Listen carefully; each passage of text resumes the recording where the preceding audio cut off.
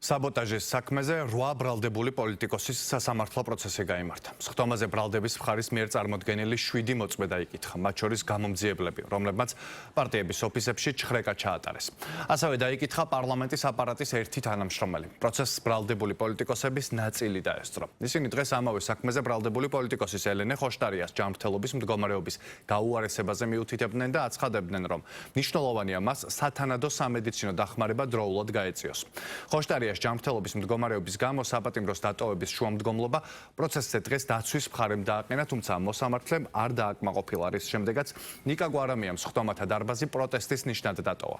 გენერალურმა პროკურატურამ მიხეილ სააკაშვილის, გიორგი ვაშაძეს, ნიკა გვარამიას, ნიკა მელიას, სურა გირჩი ჯაფარიძის, ელენე ხოშტარიას, მამუკა ხაზარაძის და ბადრი ჯაფარიძის წინააღმდეგ სისხლის სამართლებრივი დევნა დაიწყო.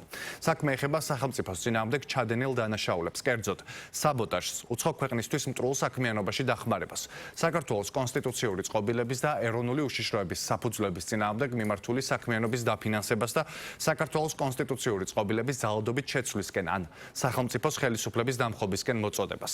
აღნიშნულ საქმეში ვაშაძეს და ზურაბ გირჩი ჯაფარიძეს აღკვეთის ღონისძიების სახით 30,000 ლარიანი, მამუკა ხაზარაძეს და ბადრი ჯაფარიძეს კი 1 მილიონ ლარიანი გირაო აქვს შეფარდებული.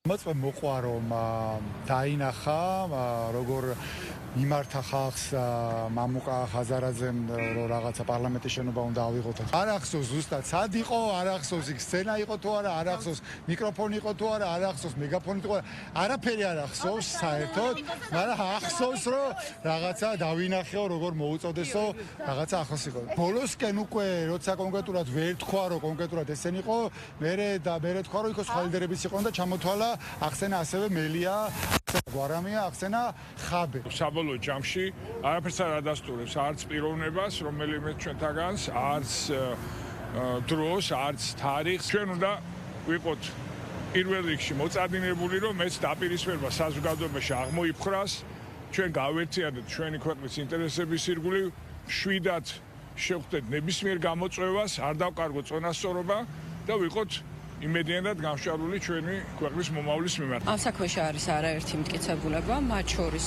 ვიდეო ჩანაწერები, საჯაროდ გავრცელებული ინფორმაცია, მათი მოწოდებების შესახებ, ასევე უშუალოდ არაერთი გამომძიებისგან მოწოდებული ინფორმაცია მათი ძალადობრივი ქმედებების შესახებ, ასევე ფარული საგამოძიებო მოქმედებები, რომელშიც ასახად არის ასახული მათი შეთანხმება უშუალოდ ისეთი ტიპის ქმედებებთან დაკავშირებით, რომელიც სახელმწიფო ინტერესების წინააღმდეგ არის მიმართული. ჩვენ თვითონ მტკიცებულებას დეტალურად გამოვიკვლევთ და ამის შემდგომ უშუალოდ ბრალდების მხარე მოითხოვს მათ დამნაშავე ცნობს.